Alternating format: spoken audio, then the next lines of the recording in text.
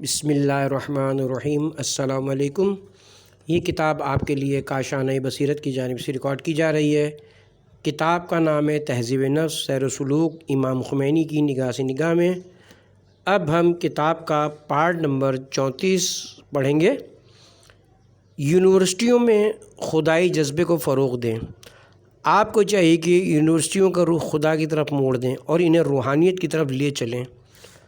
سارے دروس پڑھے جائیں، لیکن خدا کی خاطر اگر آپ ایسا کریں گے تو آپ کامیاب ہیں، خواہ آپ اپنے مقصد تک رسائی حاصل کر سکیں یا نہ۔ لیکن اگر آپ کا مقصد اپنی ذات ہو تو ممکن ہے کہ کام بہت ہی عام نوعیت کا ہو، لیکن اس کا فائدہ دوسروں کو ہو، آپ کو نہیں۔ کبھی کام آپ کے لیے باعث نقصان ہوتا ہے اور دوسروں کے لیے مفید، آپ کو نقصان دیتا ہے، کبھی آپ کے لیے مفید اور دوسروں کے لیے نقصان دہ ہوتا ہے۔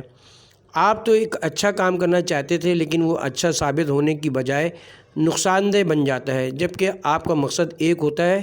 ہمیں اس اصول کو ہمیشہ مد نظر رکھنا چاہیے تاکہ ہم ہر کام میں کامیاب ہوں۔ میں اس بات کا دعویٰ نہیں کرتا کہ مجھ جیسے لوگ اس مقام کے حامل ہیں، نہیں، ہم تو ناقص لوگ ہیں۔ ہمیں سیکھنا چاہیے تاکہ کمال حاصل کر سکیں۔ لوگوں کے درمیان ایسے لوگ رہ رہے ہیں، ہمارے علم کے مطابق کم از کم انبیاء اور اولیاء خدا اس طرح کے لوگ ہیں۔ ان کا ہر کام خدا کی خاطر ہوتا تھا، انہوں نے اپنے لیے حکومت کرنے کے لیے نہیں آیا۔ اگر انہوں نے ظالموں سے اقتدار چھیننے کی کوشش کی تو اس لیے نہیں کہ خود حاکم بن جائیں، بلکہ اللہ کے نظام عدل کو نافذ کرنے کے لیے ظالموں سے حکومت چھینتے تھے۔ انبیاء کا کام یہ تھا، وہ رضائے الہی کی خاطر عدل الہی کا نظام چاہتے تھے۔ چونکہ وہ صرف اللہ کی خاطر کام کرتے تھے اور خود مخلص تھے، اس لیے وہ خدائی لوگ تھے۔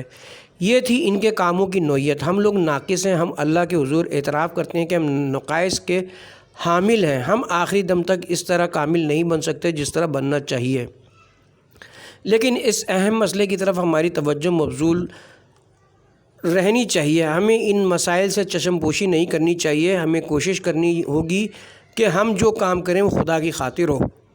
مجھے امید ہے کہ آپ اس جذبے کی بدولت کامیاب ہوں گے، یہاں تک کہ اس جذبے کی بدولت آپ کے اندر ان کاموں کو بھی انجام دینے کی قوت پیدا ہوگی جنہیں آپ پہلے انجام نہیں دے سکتے تھے۔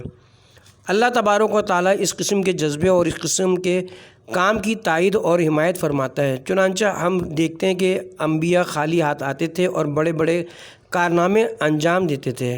پیغمبر اکرم صلی اللہ علیہ وسلم کیا تھے؟ آپ مکہ میں بھیڑ بکریاں چراتے تھے، سارے لوگ آپ کے مخالف اور آپ کو ستاتے تھے، لیکن آپ مومن تھے۔ لیکن اس غلہ بان نے ایسا انقلاب برپا کیا جس کے آثار آج ہم دیکھ رہے ہیں۔ حضرت عیسیٰ اور حضرت موسیٰ بھی غلہ بان تھے، حضرت ابراہیم علیہ السلام بھی ایسے تھے۔ یہ لوگ بذات خود اکیلے تھے، لیکن ان میں سے ہر ایک فرد ایک ملت تھا، یعنی ان کے پاس سب کچھ تھا۔ اصل چیز یہ تھی کہ ان کا بھروسہ خدا پر تھا اور ان کی سرگرمیاں خدا کے لیے تھیں۔ وہ اللہ کے راستے پر گامزن تھے، ان کی منزل مقصود خدا تھا، اسی لیے ان کا ہر کام خدائی تھا۔ ان کا کھانا بھی خدائی عمل تھا، ان کی نماز بھی خدائی تھی اور ان کی جنگ بھی خدائی تھی۔ انبیاء کا مقصد حکومت۔ مجھے امید ہے کہ لوگوں کا انقلابی جذبہ خدائی ہوگا۔ انقلابات کے معاملے میں عین ممکن ہے کہ ہم انقلاب لے آئیں اور ایک حکومت کو گرا کر اپنی حکومت قائم کریں، لیکن ہمارا مقصد اپنے مفاد کا حصول ہو اور ہمیں اس بات سے کوئی غرض نہ ہو کہ حکومت اچھی ہے یا بری۔ یہ ہمارے لیے فائدہ مند نہیں ہے، کیونکہ اس قسم کی حکومت تشکیل دینے کا مقصد صرف حصول اقتدار، یعنی کسی حکمران کو ہٹا کر حکومت کو اپنے قبضے میں لینے کے علاوہ کچھ نہیں ہوتا۔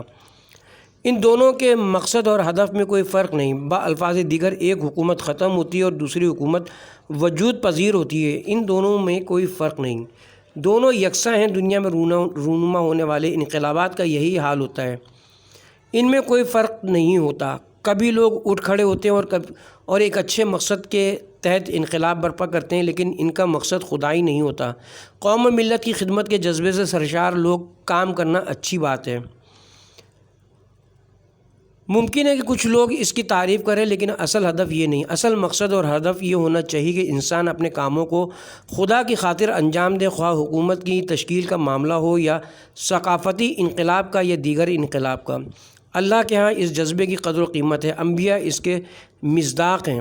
انبیاء کے کاموں کی قدر و قیمت کا راز میرے خیال میں یہی ہے نہ کہ ان کے کاموں کی گہرائی یا ان کے دائرۂ کار کی وسعت وغیرہ، میں ان کے دائرۂ حکومت کی وسعت و تنگی سے کوئی فرق نہیں پڑتا۔ ممکن ہے کہ انبیاء میں سے کوئی ایسا ہو جو کچھ نہ کر سکا ہو، اور کوئی ایسا ہو جس نے بہت کچھ کیا ہو، لیکن ان دونوں کا جذبہ یکساں ہوتا ہے۔ دونوں کی یہ خواہش اور کوشش ہوتی ہے کہ خدا کی خاطر کام کریں۔ اللہ کے نزدیک یہ دونوں قابل قدر ہیں، اگرچہ ان میں سے ایک کو کامیابی ملی ہو لیکن دوسرے کو کامیابی نصیب نہ ہوئی ہو، کیونکہ اس ناکامی میں اس کا کوئی قصور نہیں۔ ثقافتی انقلاب میں جو چیز آپ کے لیے فائدہ مند ہے، کبھی فائدہ ملک کا ہوتا ہے، کبھی طلباء کا، اور کبھی آپ حضرات کا، وہ یہ ہے کہ آپ کا مقصد یونیورسٹی کا رخ اللہ کی طرف موڑنا اور اسے خدائی بنانا ہے۔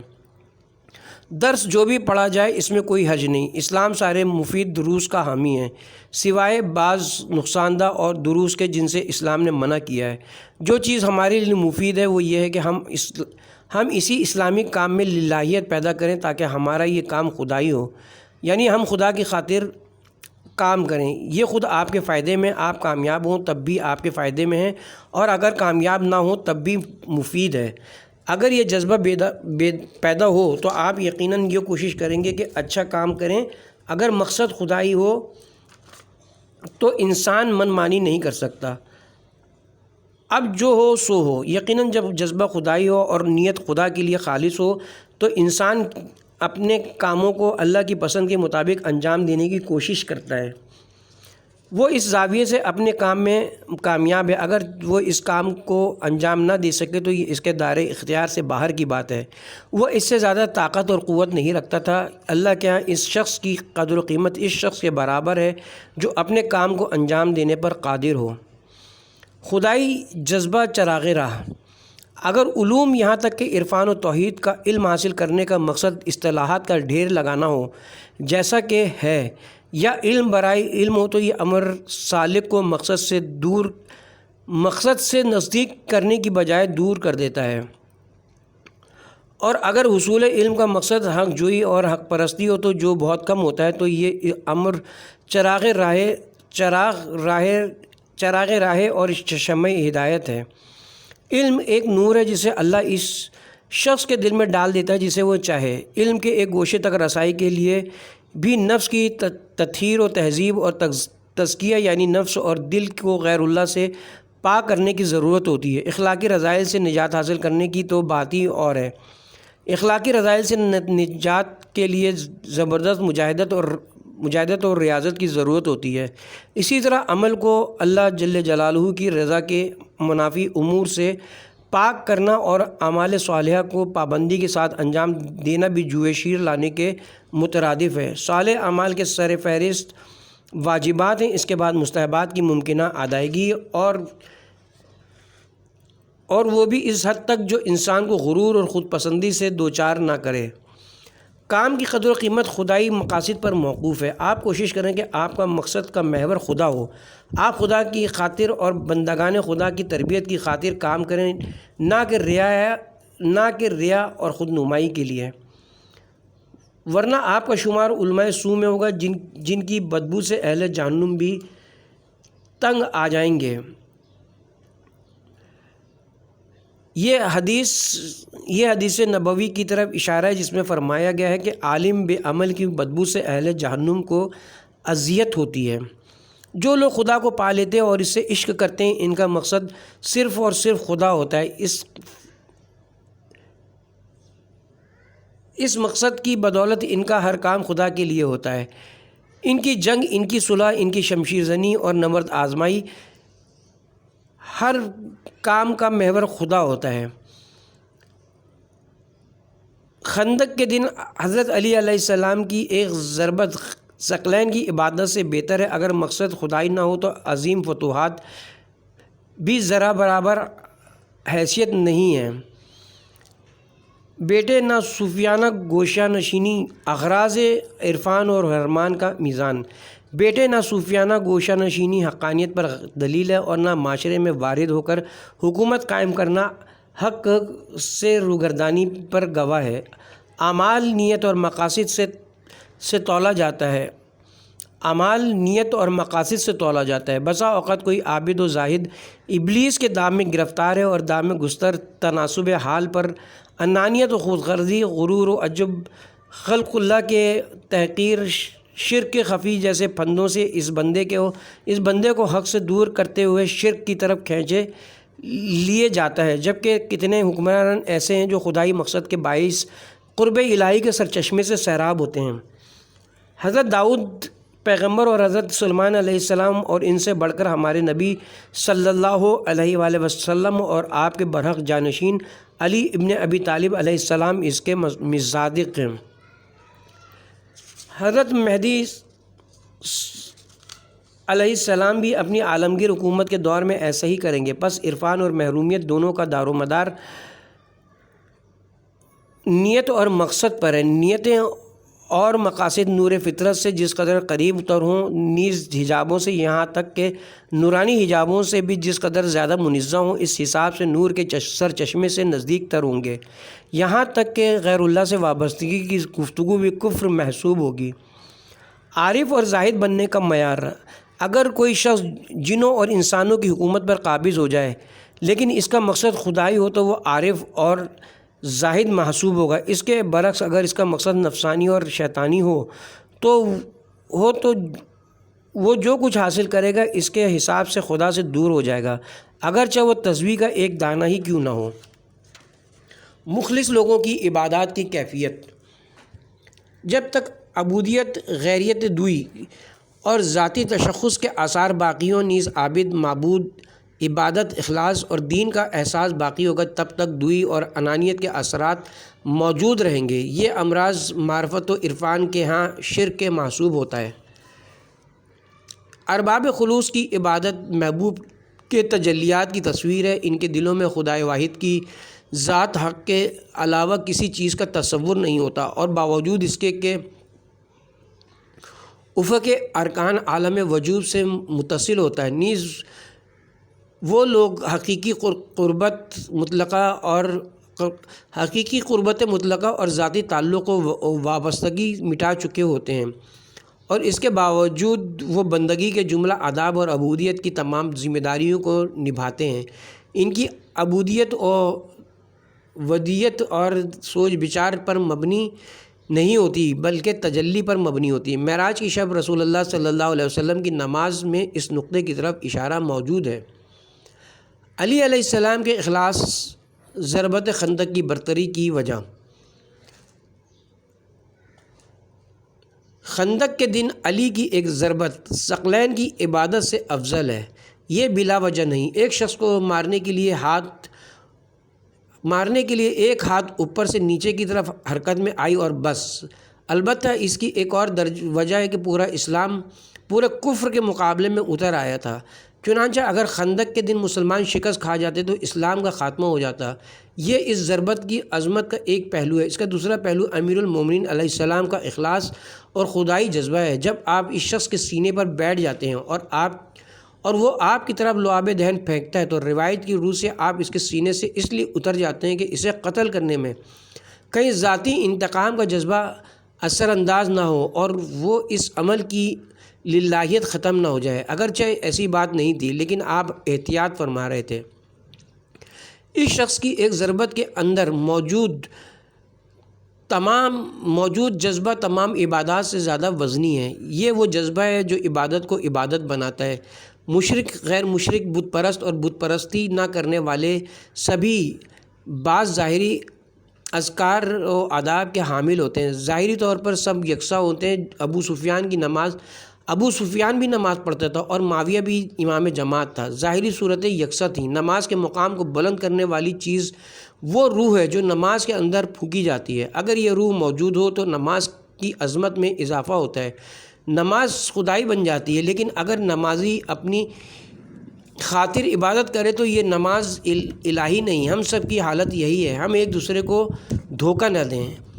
اخلاص عبادت کا ہم پلہ: اصل چیز امیر المومنین علیہ السلام کے دل میں موجزن جذبہ اور آپ کے اخلاص کا درجہ کمال ہے۔ آپ کے اخلاص کا کا کرشمہ تھا کہ آپ کی ایک ضربت ثقلین یعنی جنوں اور انسانوں کی عبادت سے بہتر قرار پائی۔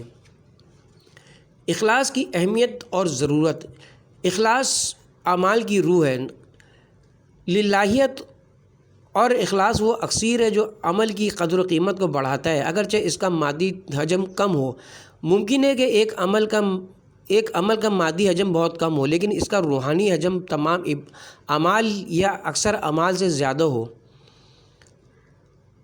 لا الہ الا اللہ چند الفاظ پر مشتمل جملہ ہے، لیکن اس کی عظمت جملہ اذکار یا اکثر اذکار سے زیادہ اور اس کا روحانی حجم سب سے بڑھ کر ہے۔ جب اعمال اخلاص کے ساتھ مخلوط ہوں تو روحانی حجم کے حامل بن جاتے ہیں۔ اخلاص سے عمل کی روح۔ اخلاص عمل کی روح ہو، خدا کی خاطر کام کیجیے، راہ خدا پر چلیے، نیز مخلوقات اور غیر اللہ سے آنکھیں مون لینے کی کوشش کیجیے۔ اگر آپ اللہ کی خاطر کوئی خدمت انجام دیتے ہیں تو یہ اس بات کی توقع اور خواہش نہ رکھیں کہ لوگ آپ کا احترام بجا لائیں گے۔ آپ جوانوں نے اس پوری مدت کے دوران زحمتیں برداشت کی ہیں، اللہ کی خاطر تکالیف اٹھائی ہیں اور اللہ کے لیے کام کیا ہے۔ اس وقت آپ اللہ کی خاطر ایک طویل سفر طے کر کے یہاں آئے ہیں تاکہ ہمارے ساتھ گفتگو کریں اور اپنا درد دل بیان کریں۔ جو کام اللہ کی خاطر ہو اس پر اللہ توجہ فرماتا ہے، جو کام اللہ کی خاطر نہ ہو اس کی کوئی حیثیت نہیں، اگرچہ یہ پورا عالم اسے اہمیت دے۔ اللہ کی خاطر کام کرنے کی عام دعوت۔ آپ اللہ کی خاطر کام کریں، اللہ کی خاطر آگے بڑھیں اور اللہ کی راہ میں کوشش کریں۔ آپ تمام کاموں کو صرف اللہ کی خاطر انجام دیں۔ جو لوگ محاذوں پر موجود ہیں وہ خدا کی خاطر وہاں رہیں، جو لوگ محاذوں کے پیچھے ہیں وہ دین و خدا کی مدد کے لیے سرگرم عمل رہیں۔ فوج کے با اختیار عہدیداروں کو چاہیے کہ اللہ کی خاطر یہ ذمہ داری نبھائیں، ملکی امور کے ارباب اختیار اللہ کی نصرت کو مقصد بنائیں۔ جو لوگ پارلیمنٹ میں ہیں وہ خدا کی خاطر وہاں خدمت کریں۔ خلاصہ یہ کہ اگر ہم سب اللہ کی نصرت کی خاطر کام کریں تو اللہ اپنا وعدہ یقیناً پورا کرے گا۔ اگر کوئی قصور ہے تو وہ ہمارا اپنا ہے۔ اگر ہم اپنے زوم میں کامیابی حاصل کر رہے ہوں لیکن یہ خدا کی نصرت نہ ہو، یعنی اس کے لیے نہ ہو، تو اس سے خدائی مقاصد میں اترتی نہیں ہوگی، اس سے خدائی مقاصد میں ترقی نہیں ہوگی۔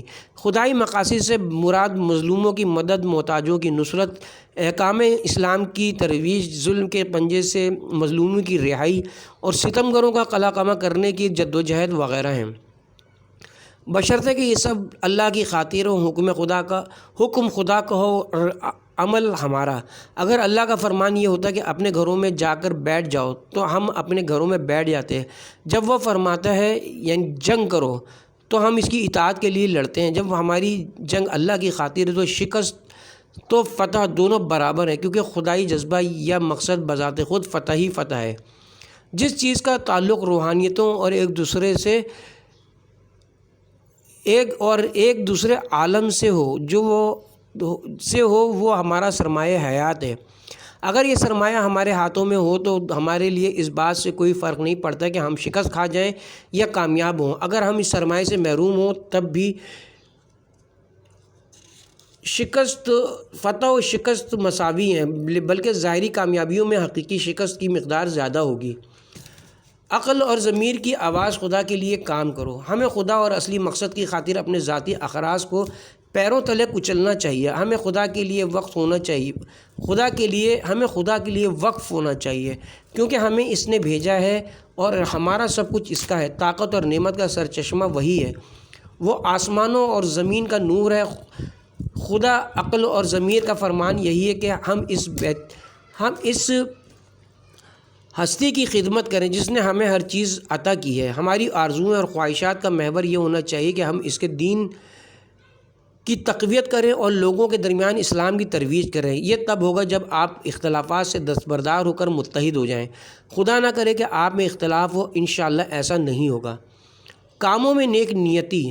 تمام لوگوں کی بہترین ذمہ داری یہ ہے کہ ہر کوئی اپنا ہر کام خالص نیت اور اچھے قصد کے ساتھ بہترین انداز میں خدا کی خاطر انجام دے۔ اگر پوری ملت کے اندر یہ جذبہ پیدا ہو تو ہمارا ملک بہت جلد مشکلات سے نجات حاصل کر لے گا۔ خدا سے پاداش طلب کریں، کوشش کریں کہ آپ کے سارے کام خدا کی خاطر انجام پائیں۔ آپ خدا سے پاداش طلب کریں، نہ کہ حکومت اور عوام سے۔ ہمیں وہ کام کرنا چاہیے جس سے خدا راضی ہو۔ خدائی کاموں کا نتیجہ ابدی ہوتا ہے۔ آپ خدا کی خاطر کام کرنے کی کوشش کیجئے تاکہ آپ کے کاموں کا نتیجہ ابد تک باقی رہے۔ نظریہ توحید اور اخلاص، سب کو اس طرف توجہ رکھنی چاہیے، ہر کوئی اپنا ہر کام خدا کی خاطر انجام دے۔ نظریہ توحید کا تقاضا یہی ہے۔ اخلاص سب سے بڑی ذمہ داری ہے۔ تمام ذمہ داریوں سے اہم ذمہ داری یہ ہے کہ ہمارے اندر اخلاص ہو۔ اپنی نیت خدا کے لیے خالص رکھیں، آپ اپنے ارادوں کو خدا کی خاطر خالص رکھیں۔ آپ اللہ تبارک و تعالیٰ کے لیے کام کریں، عبادت یہی ہے، اس عبادت کو خالص رکھیں۔ یہ تحریک مکمل طور پر عبادت تھی، یہ انقلاب سراسر عبادت ہے۔ آپ عبادت کو خالص رکھیں، اللہ تعالیٰ آپ کے ساتھ ہے۔ اخلاص کا فن، کمال یہ کہ انسان سیاسی شور شرابے اور شیطانی نمود و نمائش سے دور ہوتے ہوئے خدا کی خاطر جہاد کے لیے اٹھ کھڑا ہو اور وہ اپنے آپ کو ہدف پر قربان کر دے، نہ کہ ہوا و ہوس پر مبتلا۔ یہ مردان خدا کا کارنامہ ہے۔ ذاتی اغراض سے دوری کی کوشش، آپ حتی الامکان اپنے ذاتی اغراض کا دائرہ کم کرنے کی کوشش کیجیے تاکہ خدا نے چاہا تو آپ اپنی خواہشات کو ختم کرنے میں کامیاب ہوں گے۔ آپ اسلام کی خدمت کرنے کے خواہاں ہیں۔ اس تحریک اور اس انقلاب کے آغاز سے ہی ایران کے اندر موجود سارے گروہ رضاکارانہ طور پر اسلام کی خدمت کے لیے وقف ہو گئے، سوائے ان منحرف لوگوں کے جو ہمیشہ انحراف میں رہتے ہیں، جو ہمیشہ منحرف رہتے ہیں۔ کسی نے آگے کان میں یہ نہیں کہا کہ آؤ اس راستے پر چلتے ہیں، بلکہ آپ نے خود ہی سمجھ لیا کہ اس راستے پر چلنا چاہیے۔ یہ خدا کا راستہ ہے، آپ نے اس کا ایک مرحلہ طے کر لیا، آپ نے ان رکاوٹوں کو دور کر دیا جو اسلام کی ترقی اور اسلامی احکام کی راہ میں حائل تھیں۔ البتہ بعض رکاوٹیں اب بھی موجود ہیں، لیکن آپ نے اہم مواقع کو ہٹا دیا ہے۔ آپ سب اور اس ملک کے سارے لوگ متحد ہو گئے۔ جب سارے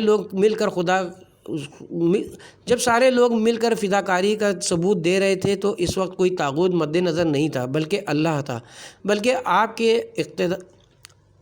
کے اندر اور ملت کے دیگر طبقات کے اندر ایک عجیب اور معجزانہ بدلاؤ وجود میں آیا تھا۔ کسی کا سرے سے یہ ارادہ ہی نہ تھا کہ وہ کوئی مقام و منصب حاصل کرے گا۔ جو شخص مٹھی باندھ کر ٹینک کے نیچے کود جائے، اس کا مقصد جاؤ مقام نہیں ہو سکتا، ہر کام صرف خدا کے لیے ہے۔ جو شخص ہتھیار کے بغیر ان مسلح لوگوں پر حملہ آور ہو جو اندھا دھند فائر کرتے ہیں، اس کا مقصد کسی دنیاوی غرض کا حصول نہیں ہو سکتا، وہ تو اپنی جان دے رہا ہے۔ اپنی دنیا کو فدا کرنے والے کا مقصد دنیاوی نہیں ہو سکتا۔ اس انقلاب کے دوران آپ سب کا میدان عمل میں سرگرم عمل عورتوں، مردوں، بچوں، بوڑھوں کا اور چھوٹے چھوٹے بچوں کو گود میں لیے خواتین میں سے کسی کا مقصد شیطانی نہ تھا، ان کے کاموں میں کوئی شیطانی ہدف دخیل نہ تھا۔ آپ اپنی اس حالت کو یاد کریں جب آپ چھتوں پر چڑھ کر اللہ اکبر کہتے تھے، اس وقت شیاطین ارد گرد طاق میں بیٹھے تھے تاکہ آپ کو نشانہ بنائیں۔ آپ سڑکوں پر نکل کر ان لوگوں کا مقابلہ کرتے تھے جو خدا سے نہیں ڈرتے تھے، وہ آپ لوگوں کو ٹینکوں کے نیچے کچلنا چاہتے تھے۔ آپ اپنی اس حالت کو یاد کریں، اس وقت آپ کا سرپرست خدا تھا، یعنی آپ کا سب کچھ خدا کے لیے تھا، ہر حرکت خدا کے لیے تھی۔ اس وقت آپ ید اللہ تھے۔ اس وقت لوگوں کے یہ مختلف گروہ جو متحد ہو کر جد و جہد کر رہے تھے ید اللہ تھے۔ آپ اس حال کو یاد کریں اور اس کی حفاظت کریں، یہ نہ کہیں کہ جو ہونا تھا وہ ہو چکا، اب تو مفادات کی تقسیم کا مرحلہ ہے۔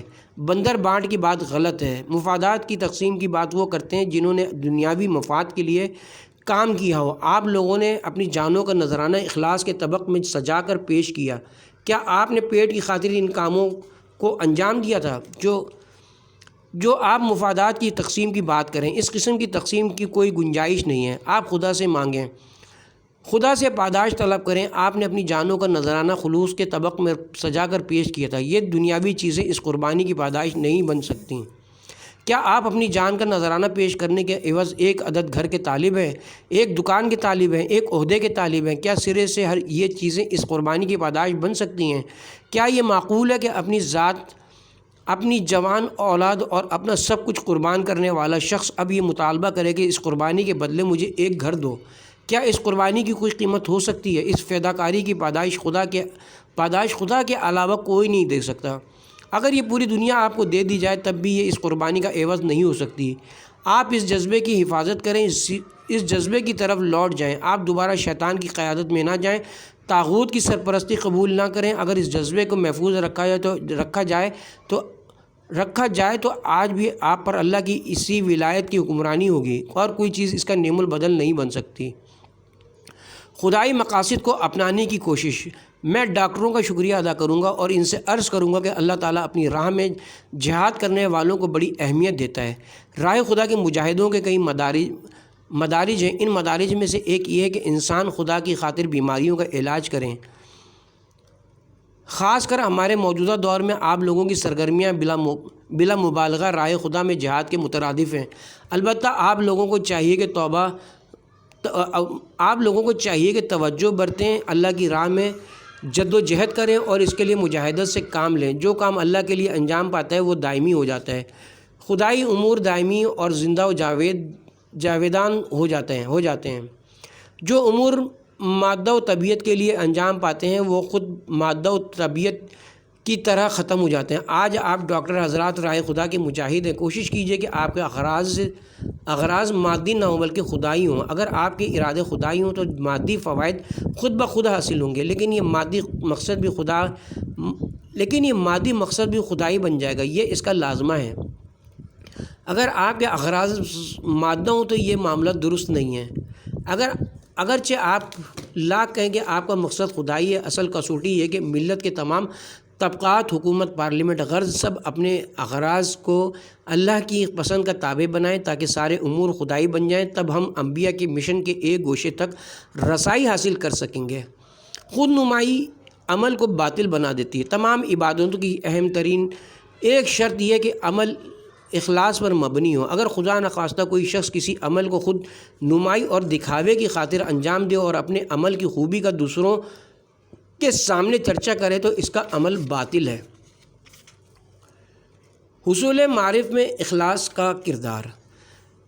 پس انسان کو دنیا کی اسی چند روزہ زندگی کو غنیمت سمجھنا چاہیے اور ہر قیمت پر حصول ایمان کی کوشش کرے اور دل کو ایمان سے آشنا کرے۔ البتہ یہ امر سیر و سلوک کے پہلے مرحلے میں حاصل نہیں ہوگا، مگر یہ کہ آدمی ایمانی حقائق و معارف کے حصول کی خاطر پہلے اپنی نیت کو خالص کر لے اور اپنے دل کو مسلسل مشق اور یاد دہانی کے ذریعے اخلاص و اعتقاد سے آشنا کرے، یہاں تک کہ اخلاص دل کے اندر جاگزی ہو جائے۔ کیونکہ اگر اخلاص نہ ہو تو ابلیس کا عمل دخل شروع ہو جاتا ہے۔ ابلیس اور نفس کے عمل دخل کی صورت میں کسی قسم کی معرفت حاصل نہیں ہو سکے گی، کیونکہ یہ تصرف صرف خود پرستی، خود بینی اور تکبر پر مبنی ہوتا ہے۔ کیونکہ خلوص سے خالی علم توحید بھی انسان کو حقیقی توحید اور حقیقی معرفت نیز بارگاہ خدا بندی سے دور کر دیتا ہے۔ ابلیس کی حالت کا ذرا جائزہ لو۔ چونکہ اس کے اندر خود پسندی، خود خواہی اور تکبر کے جراثیم موجود تھے، لہذا وہ اپنے عمل کو عملی جامہ نہ پہنا سکا اور اپنے علم کی بدولت راہ سعادت پا سکا۔ حقیقی ریاضت اور باطل ریاضت میں فرق کا معیار ایک لطیف اور عرفانی نقطہ ہے، اور وہ یہ ہے کہ حقیقی ریاضت کی بنیاد حق پرستی اور حق جوئی پر ہے، جبکہ باطل ریاضت کی بنیاد نفس اور خود پسندی پر ہے۔ جو نماز دنیاوی یا اخروی خواہشات کی خاطر پڑھی جائے وہ نہ معراج مومن ہو سکتی ہے اور نہ باعث تقرب۔ یہ نماز انسان کو حور العین سے تو نزدیک کر سکتی ہے لیکن قرب خدا بندی سے دور کر دیتی ہے۔ توحید کا وہ علم جو عوام یا علماء کے سامنے ظاہر کرنے کے لیے حاصل کیا جائے وہ روحانیت اور نورانیت سے خالی ہوتا ہے۔ یہ علم ایک ایسی غذا ہے جو شیطان کے ہاتھوں نفس امارہ کے لیے تیار کی جاتی ہے۔ توحید کا یہی علم انسان کو توحید سے دور کر کے شرک سے نزدیک کرنے کا باعث بنتا ہے۔ ہم انشاءاللہ اس کے اخلاص کے باب میں اس کے مراتب و حقائق پر روشنی ڈالیں گے۔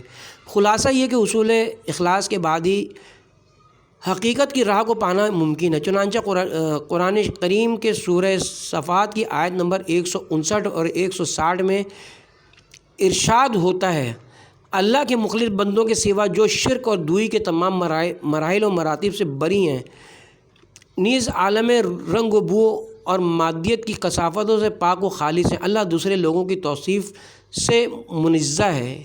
یاد رہے کہ مخلصین کا مقام مخلصین سے بلند تر ہے۔ انشاءاللہ ہم اس نقطے کا ذکر اپنے مقام پر کریں گے۔ بہرحال توحید و تجرید پر حقیقی ایمان کے حصول کے لیے اخلاص کی موجودگی سلوک راہ حق کے لیے بنیادی حیثیت کی حامل ہے۔ ہم اس کے حصول کی کیفیت کا ذکر مطلقہ باب میں کریں گے۔ اس کے بعد ہمیں گناہوں اور نافرمانیوں پر صدق دل اور اخلاص کے ساتھ طلب مغفرت کرنا چاہیے، ان شرائط کے ساتھ جن کا ذکر توبہ کے باب میں ہوگا۔ پس جب انسان کا دل کثافتوں سے پاک ہو جائے تو اب وہ ذکر خدا اور کتاب خدا کی تلاوت کے لیے آمادہ ہو جائے گا۔ جب تک وہ مادہ و طبیعت کی کثافتوں کے اثرات دل کے اندر موجود ہوں گے، اس وقت تک ذکر خداوندی اور تلاوت قرآنی سے استفادہ ممکن نہیں۔ چنانچہ کتاب خداوندی میں اس نقطے کی طرف اشارہ ہوا ہے۔ سورہ واقعہ آیت نمبر 77 تا 79 میں ارشاد خداوندی کہ سورہ مومنین بے شک وہ قرآن کریم ہے جو ایک پوشیدہ کتاب میں سے ہے، قرآن کریم ہے جو ایک پوشیدہ کتاب میں ہے، اسے صرف وہی چھو سکیں گے جنہیں خوب پاک کیا گیا ہو۔ سورہ مومن کی آیت نمبر 13 میں ارشاد فرماتا ہے،